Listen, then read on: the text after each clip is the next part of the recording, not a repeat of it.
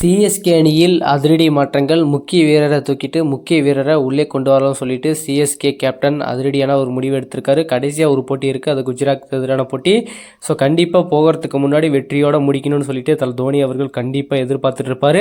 So ஒருவேளை தோனிக்கு அது கடைசி போட்டியாக கூட இருக்கலாம். சிஎஸ்கேவுடைய பிளேயிங் லெவலில் ஒரு சில மிஸ்டேக் இருக்குது. அந்த மிஸ்டேக் எல்லாத்தையுமே கம்ப்ளீட்டாக வந்து சேஞ்ச் பண்ணணும் அப்படின்னா அந்த ஒரு போட்டி மட்டும்தாங்க இருக்குது. ஸோ அதனால் அடுத்த சீசன்லாம் நம்மளால் சரி பண்ணுறதுக்கு டைம் இருக்காது. ஸோ முடிஞ்ச அளவுக்கு அந்த ஒரு போட்டியில் இன்னும் யாருக்காச்சும் வாய்ப்பு கொடுக்கணுமா அவர் கொடுத்து அவருடைய ஸ்ட்ராட்டஜியை வந்து நம்ம பார்த்து வச்சுக்கிட்டா அடுத்த சீசனுக்கு நமக்கு இவர் சரிப்பட்டு வருவாரா மாட்டாரா அப்படின்றது முடிவு பண்ணிடலாம். ஸோ அப்படி தான் சிஎஸ்கே மேனேஜ்மெண்ட் ஒரு தரமான முடிவு எடுத்திருக்காங்க. ஸோ தோனி அவர்கள் ஓய்வை அறிவிப்பதற்கு முன்பு சிஎஸ்கே உடைய ஒரு தரமான அணியை உருவாக்கிட்டு போகணும் அப்படின்றது தான் தோனியுடைய இப்போது மிகப்பெரிய ஒரு பிளானாக இருக்குது. தோனி ஏன் இன்னும் ரிட்டையர்மெண்ட் அறிவிக்கல அப்படின்னு பார்த்தீங்கன்னா ரசிகர்களுக்காகவும் ஆடுறாரு. அதே மாதிரி சிஎஸ்கேவை ஒரு நல்ல பொசிஷனில் ஒரு நல்ல இடத்துல வந்து கொடுத்துட்டு போகணும் அப்படின்றதுனால தான் தோனி அவர்கள் இப்போ வரைக்குமே ஓய்வு அறிவிக்காமல் சிஎஸ்கே அணியில் வந்து ப்ளே பண்ணிட்டு இருக்கிறதுக்கு ஒரே காரணமாக இருக்குது. ஸோ ருத்ராஜ் கைக்வாட் வந்து அடிப்பட்டாலுமே அவருடைய கேப்டன்சி வேறு யாராச்சுக்கு கொடுத்துருந்தா ஓகே. பட் ஏன் தோனிக்கே திருப்பி கொடுத்தாங்க அப்படின்னா தோனியை தவிர சிஎஸ்கேவில் யாராலையுமே ஆள முடியாது அப்படின்றது எல்லாருக்குமே தெரியும். ஸோ அதனால தான் வந்து சிஎஸ்கே மேனேஜ்மெண்ட் அதர் ஆப்ஷனை வந்து பார்க்காம டேரெக்டாக அடுத்த கேப்டன் அப்படின்னா நம்ம தோனி அவர்கள் அவர் தான் லீட் பண்ண போகிறார் அப்படின்றது கிளியராக அவருடைய மைண்டில் வந்து ஃபிக்ஸ் பண்ணி வச்சுருக்காங்க. ஸோ அதை மாற்றணும் அப்படின்னா ஒரு தரமான குவாலிட்டியான டீம், ஒரு தரமான லீடர் சிஎஸ்கே அணிக்கு தேவை. ஸோ தோனி இல்லாத ஒரு அந்த ஃபீலே இருக்கக்கூடாது. ஸோ அப்படியாப்பட்ட ஒரு குவாலிட்டியான டீமை உருவாக்கிட்டு போகணும் அப்படின்றது தான் தோனியுடைய எண்ணமாக இருக்குது. ஸோ அதனால தான் இப்போது இளம் வீரர்களை வலிச்சு போட்டு தூக்கிட்டு இருக்காங்க நம்ம சிஎஸ்கே டீம். ஸோ இதை தான் வந்து தோனி அவர்களின் மாஸ்டர் பிளான் அப்படின்னு கூட சொல்லலாம். 2.0 எப்போ தோனி அவர்கள் கேப்டன்சி பொறுப்பை 2008 முதலாக எடுத்தாரோ அப்போ இருந்த டீமை வந்து முதல் அணியாக இருந்துச்சு. இப்போது அதுக்கு மாறாக ஒரு குவாலிட்டியான ஒரு டீமை உருவாக்கணும் அப்படின்னா அது 2.0. ஸோ அதுதான் வந்து ஒரு குவாலிட்டியான டீமுக்கு அழகு. ஸோ அதை தான் தோனி அவர்கள் பண்ணுறதுக்கான முயற்சியில் ஈடுபட்டு வந்துட்டு இருக்காரு. ஸோ கடைசி போட்டியில் ஏகப்பட்ட மாற்றங்கள் இருக்கிறதுக்கான சான்சஸ் இருக்குது. சிவம் துபேக்கு ரீப்ளேஸ்மெண்ட் பிளேயராக ராமகிருஷ்ணா கோஷவை உள்ள பிளேயிங் லெவலில் கொண்டு வரலாம்னு சொல்லிட்டு தோனி அவர்கள் முடிவு பண்ணியிருப்பதாக நமக்கு ஒரு அப்டேட் கிடைச்சிருக்கு. ஸோ சிவம் துபே எப்படி ஒரு ஆல்ரவுண்டர் பொசிஷனில் வந்து ப்ளே பண்ணிட்டு இருக்காரோ ஸோ மோஸ்ட்லி பார்த்தீங்கன்னா அவர் இம்பாக்ட் பிளேயராக தாங்க இந்த சீசன் ஃபுல்லுமே யூஸ் பண்ணுறாங்க. மின்ன சீசனும் அதே தான் யூஸ் பண்ணிட்டு இருந்தாங்க. இம்பாக்ட் பிளேயர் ரூல்ஸ் எப்போ வந்துச்சோ அப்போ இருந்து சிவம் துபேவே இம்பாக்ட் பிளேயர் ரூல்ஸில் தான் வந்து யூஸ் பண்ணிட்டு இருக்காங்க, ப்ளே பண்ணிட்டு வந்துட்டு இருக்காரு.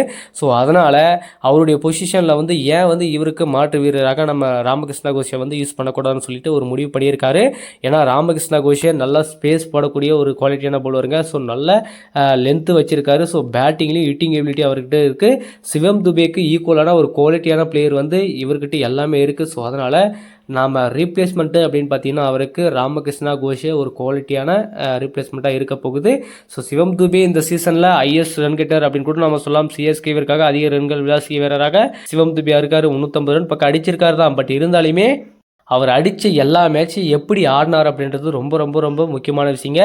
ஸோ இவ்வளோ நாள் இருந்த அவருடைய ஸ்ட்ரைக் ரேட்டை டோட்டலி இந்த சீசன் வந்து கீழே இறக்கிடுச்சு அப்படின்னு கூட நம்ம சொல்லலாம். அந்த அளவுக்கு ஒரு ஸ்ட்ரைக் ரேட் இல்லாமல் இந்த சீசன் ஆடி இருக்காருங்க. இப்படியாப்பட்ட ஒரு சீசனை வந்து அவருக்கு அமைஞ்சிருக்கே அது அப்படின்னு கூட நம்ம சொல்லலாம். இந்த சீசன் ஃபுல்லுமே அவருக்கு ஸ்ட்ரைக் ரேட் இல்லை, 150க்கு மேலே இல்லை, 120.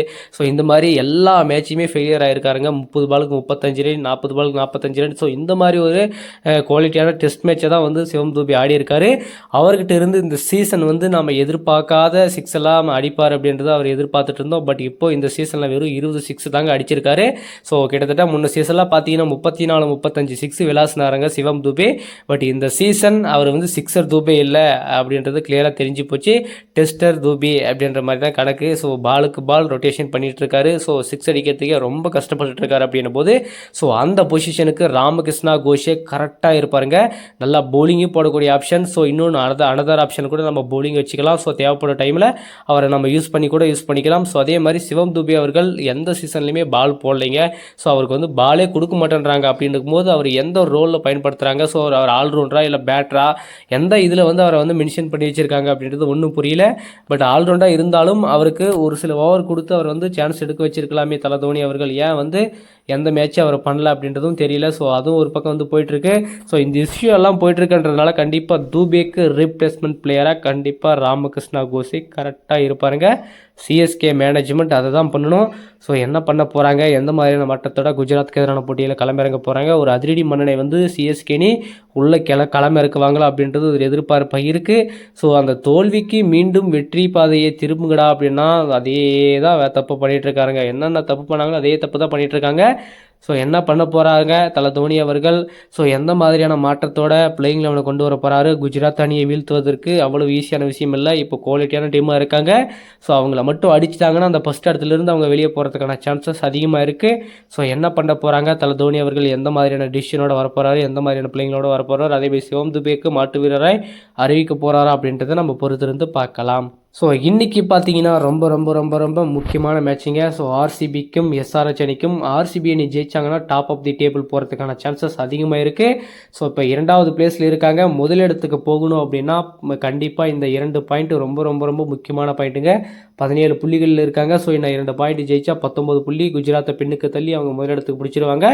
ஸோ மோஸ்ட்லி வந்து எல்லா டீமும் என்ன நினைப்பாங்க அப்படின்னா இந்த சீசனை வந்து சக்ஸஸ்ஃபுல்லாக ஃபஸ்ட்டு 2 இடத்துல முடிக்கணும் அப்படின்றது தான் எல்லாருடைய எதிர்பார்ப்பாக இருக்கும். ஏன்னா 2 ஆப்பர்ச்சுனிட்டி இருக்குது, ஒன்றில் விட்டால் கூட இன்னொருத்தில் பிடிச்சி நம்ம மேலே போயிடலாம் அப்படின்னு சொல்லிட்டு ஒரு நம்பிக்கையோடு இருக்கலாம். பட் இருந்தாலுமே 3rd 4ன்றது ரொம்ப சிக்கலானதுங்க. ஜெயிக்கா உள்ள வாழ்வா சாவா அப்படின்ற போட்டி தான், do or die, eliminated. So ஜெயிக்கிறவங்க உள்ள, தோக்குறவங்க வெளியே போயிட்டே இருக்கலாம். ஸோ அந்த மாதிரி. ஸோ பட் இருந்தாலுமே வந்து முடிஞ்ச அளவுக்கு எல்லா டீமும் டாப் ஆஃப் தி டேபிளில் ஃபினிஷிங் பண்ணுறதுக்கு தான் பார்ப்பாங்க. பெஸ்ட்டாக விளாட்ன 2 டீம், குவாலிட்டியான டீம் டாப் தி டேபிளில் வந்து உள்ளே போவாங்க. ஸோ அது கீழே நல்லா பெஸ்ட்டானவங்க பார்த்தா 3rd and 4th வந்து இடம் பிடிப்பாங்க. ஸோ அப்படி இந்த சீசனில் வந்து நல்ல குவாலிட்டியான டீம்ஸ் எல்லாம் உள்ளே போயிருக்காங்க. ஸோ இந்த குவாலிட்டியான டீம்ஸில் யார் கப்படிக்க போகிறாங்க அப்படின்றது தான் ஒரு எதிர்பார்ப்பு. ஸோ ஆர்சிபியிலிருந்து ஒரு மிகப்பெரிய அப்டேட் வந்திருக்குங்க. ஸோ என்ன அப்டேட் பார்த்தீங்கன்னா, இன்றைக்கி நடக்கக்கூடிய ஆர்சிபி எஸ்ஆர்ஹெச் போட்டியில் மிகப்பெரிய அளவு வந்து மாற்றங்கள் இருக்காது அப்படின்ற மாதிரி சொல்லியிருக்காங்க. ஸோ அதேமாரி ஆர்சிபி ஒரு முக்கியமான பிளேயரை இழந்து ஒரு முக்கியமான பிளேயரை வந்து தட்டி தூக்கியிருக்காங்க அப்படின்னு கூட நம்ம சொல்லலாம். ஸோ ஜாக்கப் பெத்தல் அவர்கள், அவருடைய ஹோம் கால் வந்திருக்கு. ஸோ இன்டர்நேஷ்னல் கால். ஸோ அவங்க கம்பல்சரியாக போய் ஆகணும் அப்படின்ற சுச்சுவேஷனில் இருக்கார். அதனால் அவருக்கு ரீப்ளேஸ்மெண்ட்டாக டிம் சைஃபர்ட்டை வந்து நம்ம ஆர்சிபி அணி வந்து பிக் பண்ணியிருக்கிறதா ஒரு அப்டேட்டை வந்து கொடுத்துருக்காங்க. ஸோ அவருமே வந்து செம்ம இட்டாருங்க, வேறு மாதிரி ஆடக்கூடிய ஒரு பிளேயருங்க. நியூசிலாந்து பிளேயர் செம்மையாக ஆடிட்டு இருக்காரு, ஓப்பனிங் ஆடுறாரு, நல்ல அக்ரெசிவ் இன்டென்ட் இருக்குது, பவர் பிளேயில் அட்டாக் பண்ணக்கூடிய தரமான பிளேயரு. ஸோ இந்த மாதிரி ஏகப்பட்ட ட்ரிக்ஸ் வந்து எல்லா ஃபாரின் பிளேயர்ஸ்கிட்டையும் இருக்குது. ஸோ அதுக்கு தகுந்த மாதிரி ஒரு குவாலிட்டியான பிளேயரை தான் வந்து ஆர்சிபி அணி பிக் பண்ணியிருக்காங்க அப்படின்னு கூட சொல்லலாம். கண்டிப்பாக இந்த சீசனில் ஒரு கலவரத்தை நம்ம பார்க்க போகிறோம். ஆர்சிபி அணி இறுதிப் போட்டிக்கு போனார்னா கண்டிப்பாக ஒரு மிகப்பெரிய ஒரு சவாலை நம்ம பார்க்க போகிறோம். அது மட்டும் இல்லாமல் அந்த சவால் ஆர்சிபி அணி கப்படிக்குதா இல்லையா அப்படின்றது தான் அங்கே சவாலே. இதை தான் வந்து எல்லாரும் எதிர்பார்த்துட்டு இருக்காங்க. மோஸ்ட்லி சிஎஸ்கே ரசிகர்கள் எல்லாருமே ஆர்சிபி அணிக்கு வந்து சப்போர்ட் பண்ணிகிட்டு இருக்காங்க. எல்லாருமே அந்த விராட் கோலிக்காக கண்டிப்பாக ஆர்சிபி அணி இந்த டைம் கப்பு அடிச்சு ஆகணும் அப்படின்றது எல்லாருடைய எதிர்பார்ப்பாக இருக்குது. ஸோ என்ன பண்ண போகிறாங்க, ஆர்சிபி அணி இந்த டைம் கப் அடிப்பாங்களா மாட்டாங்களா அப்படின்றது பார்ப்போம். ஸோ அதே மாதிரி ஆர்சிபி அணி இந்த டைம் எப்படி அடிக்க போகிறாங்க, இப்போது ஜாக்கப் பெத்தலுக்கு ரீப்ளேஸ்மெண்ட் பிளேயராக சைஃபர்ட்டை வந்து தூக்கியிருக்காங்க. ஸோ இந்த பிக் எப்படி இருக்குது, ஸோ ஆர்சிபி அணி இந்த டைம் கப் அடிப்பாங்களா மாட்டாங்களா அப்படின்றத பற்றி உங்களோட கருத்துக்கள்ன்றதை மறக்காமல் கமெண்ட்டில் சொல்லுங்கள்.